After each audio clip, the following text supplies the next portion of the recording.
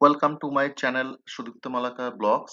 Hope you are doing fine and enjoying my various videos and shorts. Requesting you to kindly like, subscribe, click the bell icon to get the notification, comment and share my all the shorts and videos. বন্ধুরা আশা করি আপনারা সবাই ভালো আছেন এবং আমাদের চ্যানেলের সব ভিডিও এবং শর্টস দেখছেন।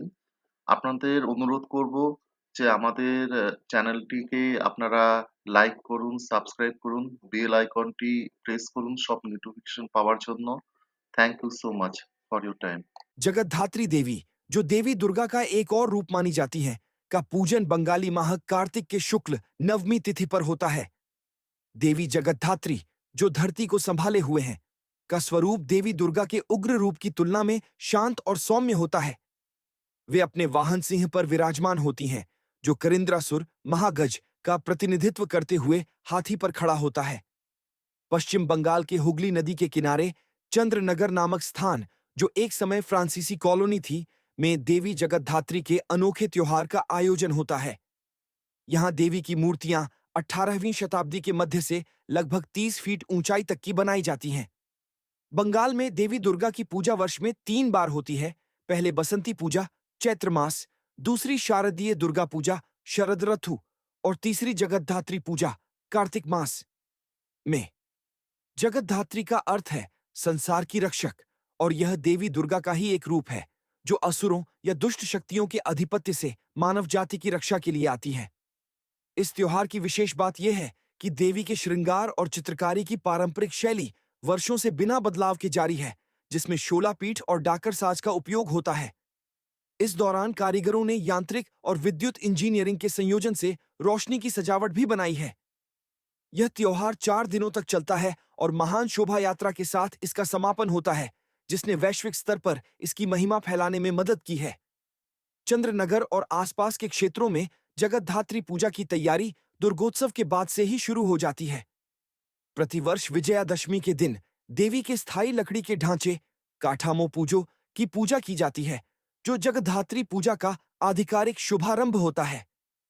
इसके बाद देवी की विशाल मूर्तियां बनाने की प्रक्रिया शुरू होती है, जिसमें लकड़ी के ढांचे पर पुआल बांधना, मिट्टी की परतें चढ़ाना, रंग लगाना और देवी की आंखें बनाने, चक्षुदान जैसी प्रक्रियाएं शामिल हैं। चंद्रनगर के जगतधात्री की मूर्तियों का श्रृंगार और चाल चित्र बंगाल के लोक कला का उत्कृष्ट उदाहरण है, जिसमें शोला पीठ से सजावट की जाती है। इस दौरान शहर में 4 दिनों तक त्योहारी माहौल बना रहता है, जबकि बंगाल के अन्य हिस्सों में देवी का पूजन केवल महानवमी के दिन ही होता है। ध्यान मंत्र में देवी जगतधात्री का वर्णन इस प्रकार है। देवी जगतधात्री अपने वाहन सिंह पर विराजमान हैं और विभिन्न आभूषणों से अलंकृत हैं। वे 4 भुजाओं वाली चतुर्भुजा हैं और उनके गले में नाक रूप जनेऊ के रूप में एक सर्प बंधा हुआ है। वे अपने बाएं हाथों में शंख और धनुष धारण करती हैं, जबकि दाएं हाथों में चक्र और 5 बाण पंचबाण रखती हैं। वे लाल रंग की साड़ी पहने होती हैं और उनके रंग की तुलना उगते हुए सूर्य से की जाती है। ध्यान मंत्र का एक भाग जगतधात्री दुर्गाय नमः स्पष्ट करता है कि जगतधात्री देवी दुर्गा का ही एक रूप है। शोधकर्ता श्री सुबीर कुमार सरकार पुराणों से उद्धृत करते हैं कि एक बार वरुण, अग्नि, वायु और चंद्र नामक देवताओं ने स्वयं को श्रेष्ठ मानते हुए परमेश्वर की अवस्था प्राप्त करने की घोषणा की। यह सुनकर देवी दुर्गा ने एक चमकीला रूप धारण किया और उनके समक्ष प्रकट हुई। देवता इस अद्वितीय तेज के कारण अचंभित होकर पवन देवता को उनके पास भेजते हैं।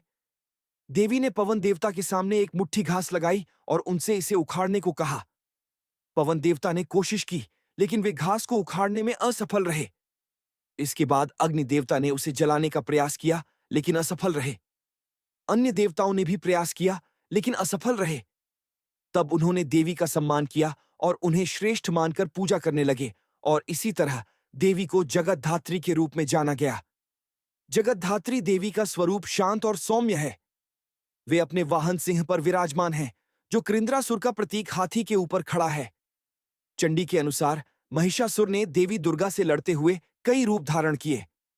पहले वह महिष, भैंसा के रूप में था, फिर सिंह और अंत में एक हाथी के रूप में।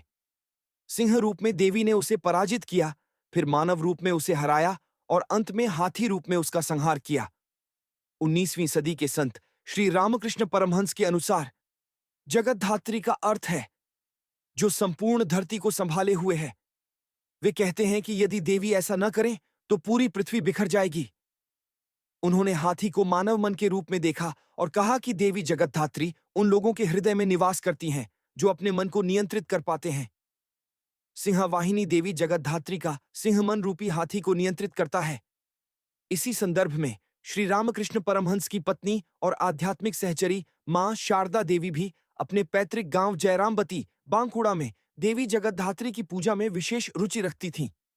1919 ईस्वी तक वे इस पूजा में स्वयं शामिल होती रहीं और यह परंपरा आज भी रामकृष्ण मठ मिशन द्वारा जारी है।